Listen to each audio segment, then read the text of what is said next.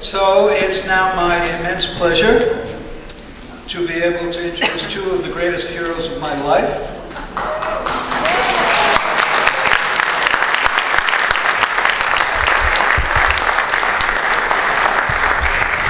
Ralph Nader and Bill McKibben. Woo!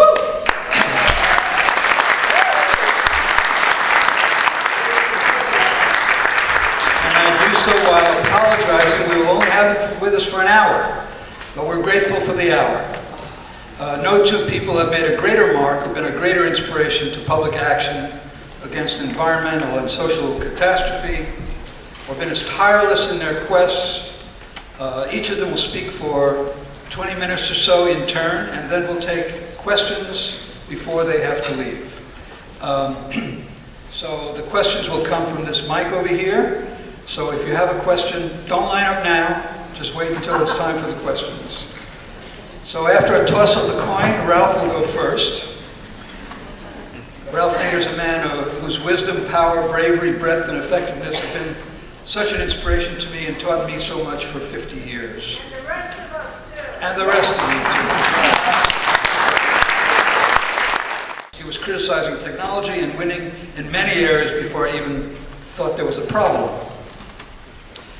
Together with his activist followers and Nader's Raiders, Ralph showed immense leadership on battles on democracy issues, social issues, health issues, with great effectiveness for a half century, and running for president for five times, which we'd all love always, but it shows his commitment and passion for the issues. I didn't get to know him personally until the 1980s when I started working against economic globalization. He had already founded the most activist and important anti-globalization group, Public Citizen, which still exists today. It's such a pleasure to have him with us today, and he's here right after publishing another fantastically Naderish style book called Unstoppable: The Emerging Left-Right Alliance to Dismantle the Corporate State, which we have out in the bookstore, which is an argument that the left and the right ought to get together against corporations, which perhaps he'll tell us about. So thank you. Here's Ralph Nader.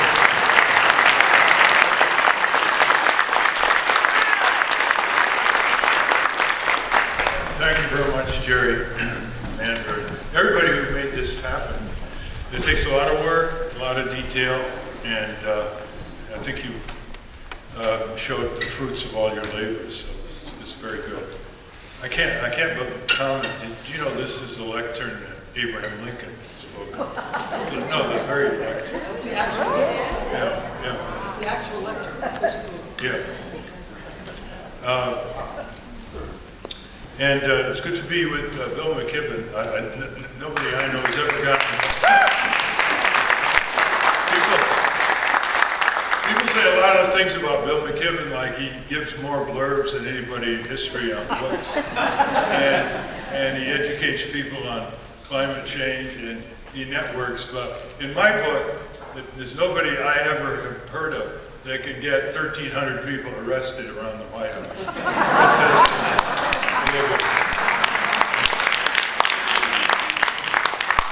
The Greens are lucky if they get 1,300 people at their convention.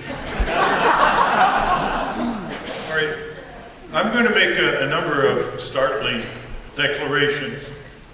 The first one is that in many of the areas covered in this symposium, it's easier than we think to turn them around. And one of the great assets of corporate power is the feeling by its victims that they have no power, they're discouraged or demoralized, so why even try, why even show up?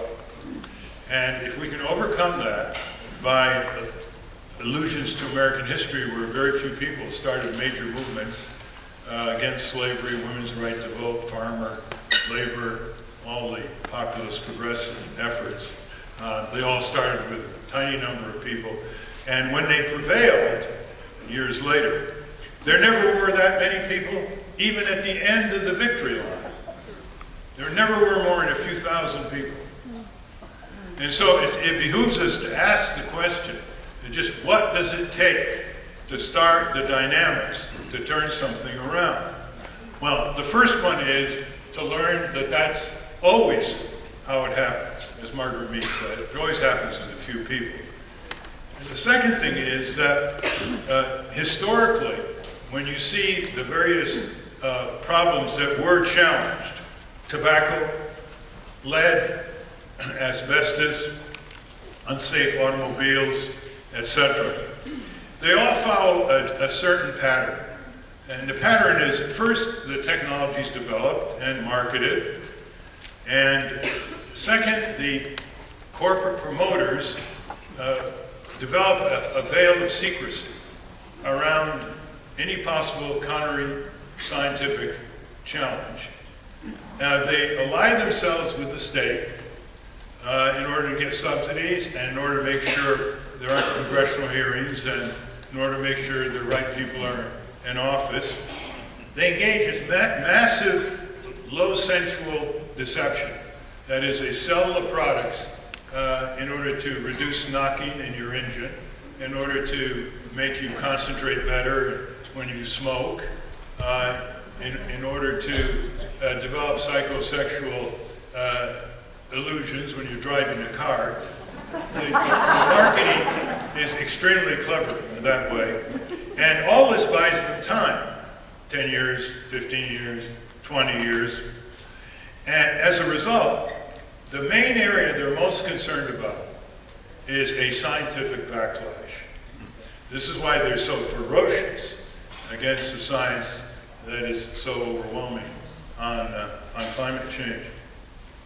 And so I think it's very important to draw a distinction and turn it into the public dialogue, the difference between corporate science and academic science. Corporate science is not peer-reviewed. Think Monsanto. Not peer-reviewed. It's secret, proprietary, trade secrets, whatever words they use. It's politically powerful. Monsanto's power in Washington against labeling GMO foods, for example. It's international. It is driven by narrow commercial pursuits. That is, there are technologies that can be for the people, and there are similar technologies based on similar science that can provide all kinds of trivial Me Too pharmaceuticals or trivial technologies of distraction and the like. But above all, corporate science has to crush academic science.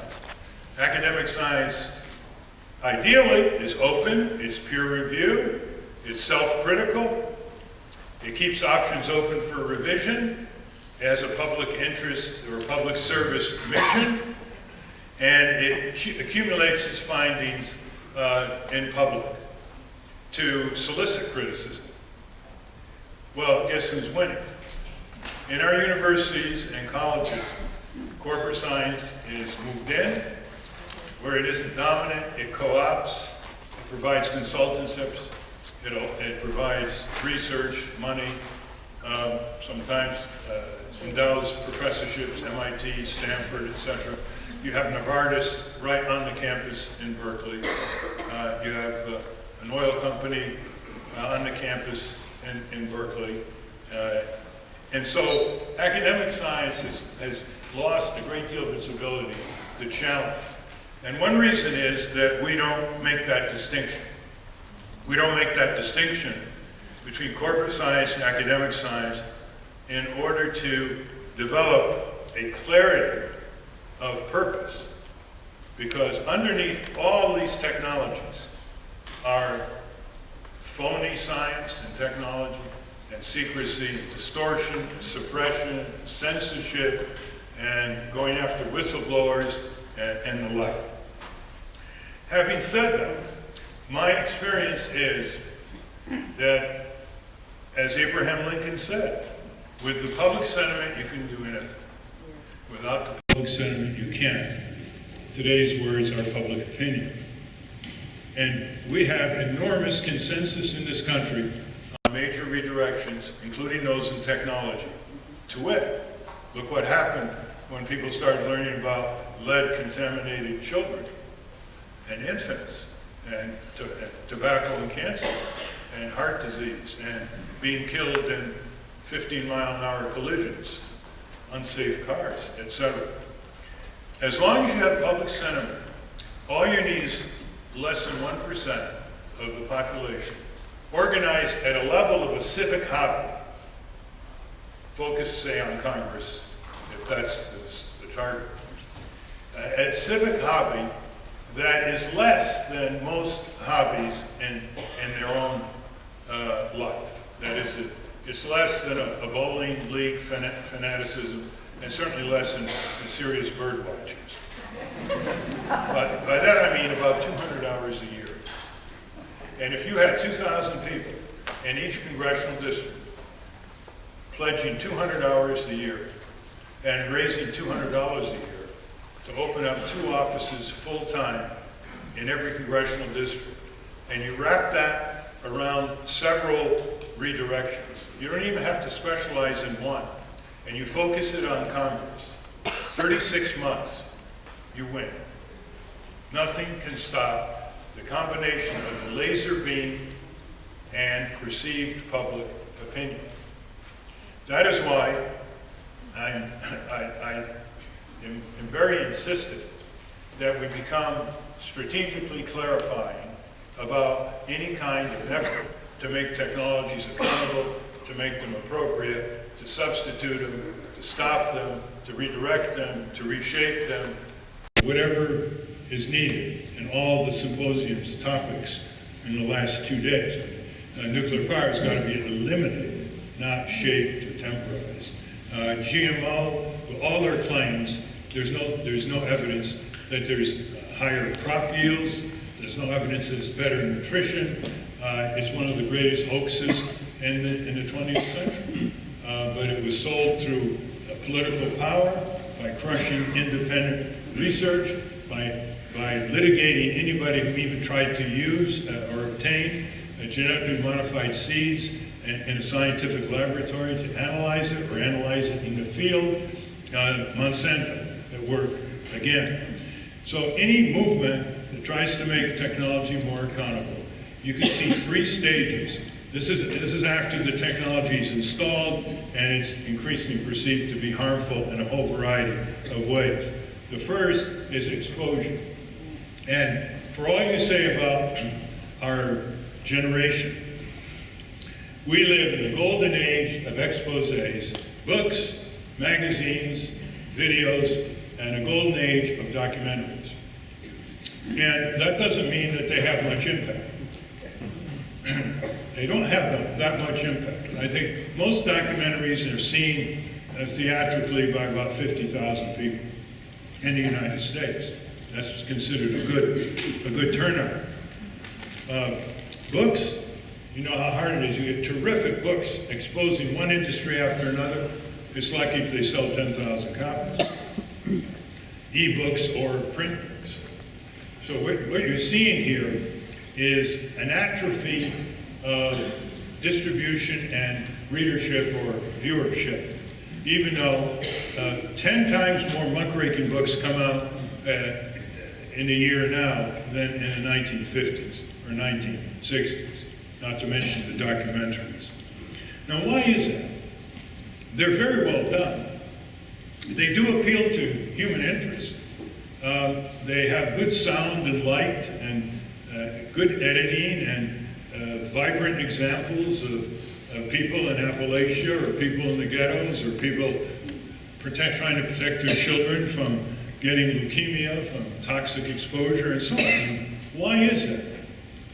Well, that's because it doesn't link sufficiently with the second stage, which is prescription. And yet we live in the golden age of prescription. There are more proposals. You'll hear them today and you'll hear them tomorrow. You heard them from every speaker. We're a country that has more problems than it deserves and more solutions than it applies. Do you want any more on-the-ground proposals than converting from fossil fuel and nuclear to solar and efficiency? It's here, it's on the ground. It's no longer just someone at Rensselaer saying it. It's solar panels are a major growing industry in the country. Wind power, Warren Buffett's putting billions of dollars in wind power. He doesn't tilt at windmills, you know, he makes a lot of money. And yet, you see, there's still resistance. If you go to Washington, D.C., that is fossil fuel land on Capitol Hill. And the Department of Energy, it's nuclear power land. Regardless of what's going on around the country, there are programs for solar and efficiency, but the dominant power is still fossil and nuclear. All right, so that's the second stage. The third stage is what most people who do stage 1 and stage 2 fall down on. And once I went through over 100 muckraking books that I have on my shelf, just, you know, a Sunday afternoon, and I turned to the last page. This is investigative, expose, denunciation, prescription, and I turned to the last page, and it's like, only if the public wakes up will we be able to treat this problem. End of book. Now, one problem is it's not entirely the author's fault. It's the culture's fault. We're bored by solutions. Literally. Even when you talk on a TV program or a radio program that gives you something other than a sound bark, something other than a sound bite, they're all eyes when you're talking about the abuse. And when you start talking about the solution, time's up. They're bored. As a culture, we are bored with solutions. That wasn't always the case. When I was campaigning, my advisors, such as they were, when I got to the solution part, they always just say, cut it, cut it. What do you mean cut it? Here's a facility to organize people to deal with the problem. How can I cut it? Right? Okay. Stage 3 is what we've got to focus on. 1, it's easier than we think. Far easier than we think. Point 2, as long as we get public sentiment behind us, and it already is left-right on many areas. Try left-right on solar. The Koch brothers are trying to bribe legislators in southern legislatures to put a tax on solar panels because it's challenging their oil and gas industry. Guess what? They're losing. Left-right. Left-right on renewable. Left-right on energy efficiency. The problem with liberals and progressives is they can't get over the yuck factor. Yuck! Have to deal with these people? On prison reform? You have to deal with Grover Norquist? You have to deal with Newt Gingrich, who started this group Right on Crime and want to cut down on the sentences for possession, small possession of drugs? Yuck!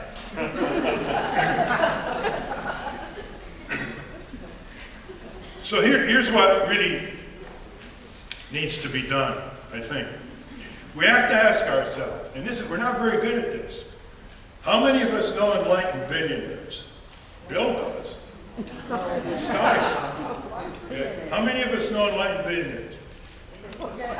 Give me $1 billion, and I'll get you fundamental tax reform, overcoming all lobbyists for corporate tax savings and corporate tax rates in 36 months. Congressional district by congressional district with the public sentiment behind. You think just conservatives like tax savings? Yeah, we like the idea that GE just made $15 billion and didn't pay a cent in federal income tax. No, we can't write off the left-right alliance that is already out there in public opinion. Some of it is going operational. 80% support restoring the minimum wage. 80%. It's a lot of conservative workers in places like Walmart. It's already going operational on Empire. It's going operational on the civil liberty restrictions of the Patriot Act. It's already gone operational, successful in 15 legislatures on juvenile justice reform. And it will go operational. It was Andy Kimbrell and his allies who got these religious leaders to come down hard on genetic engineering.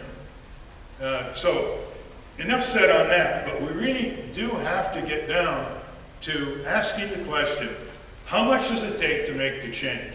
I mean, how much does it take? Just the way a business says, how much investment and time and personnel and skill does it take to get this business on its way to operability? The differences that we see now are not that different than in the past. The struggles in the past against technologies and the extent to which they succeeded followed the same pattern.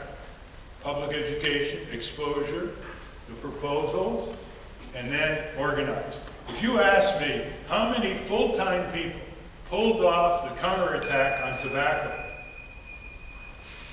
which is on the defensive now, and we've gone from 44% adult smokers to less than 18% since 1965, I would say, and you don't see anyone smoking on airlines and buses and railroads and so on, I would say the people who pulled it off could be fit in this room nationwide.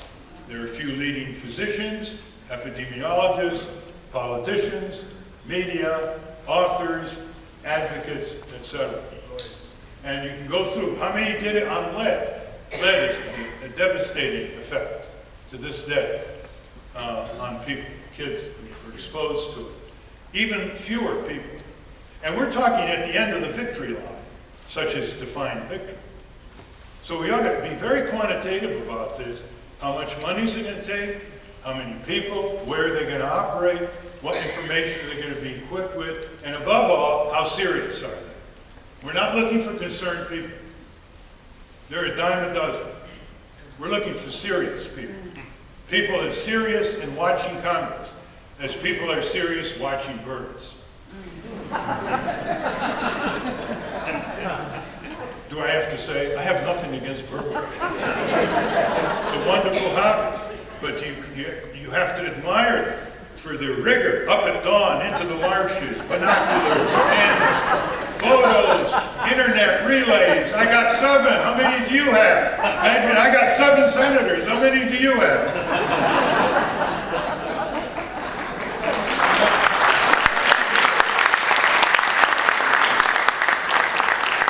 So I want to end with a letter I wrote to Tom Steyer and Al Gore and George Soros, very big champions on climate change. And the letter basically said, you're very articulate, you've done a lot in this area in one way or the other. You're trying to get people elected, you're trying to wake people up, you're trying to fund groups. What are you doing about Congress? Well, Congress is now so stuck and ineffective that the exact opposite of what should have happened is happening. People have turned off and turned away. And the reaction from the staff of these people is, Congress is not where the action is. Well, Congress, as long as it exists, is where the action is.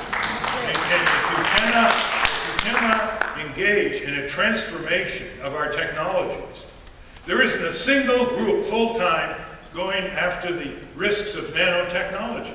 It's in 5,000 products. It's probably in some of your clothes right now. The portentousness of nanotechnology compares with the portentousness of changing the nature of nature based on commercial instincts, genetic engineering. And there isn't there. And there are no hearings, and there's no cliques in Congress on our side. And there's no focus on the executive branch to steer its procurement of technology into appropriate technology and sustainability. It's the biggest customer in the United States. And there's no one to connect the members of Congress back home with the activity you're doing all over the country on a lot of these issues. And we get a shrug.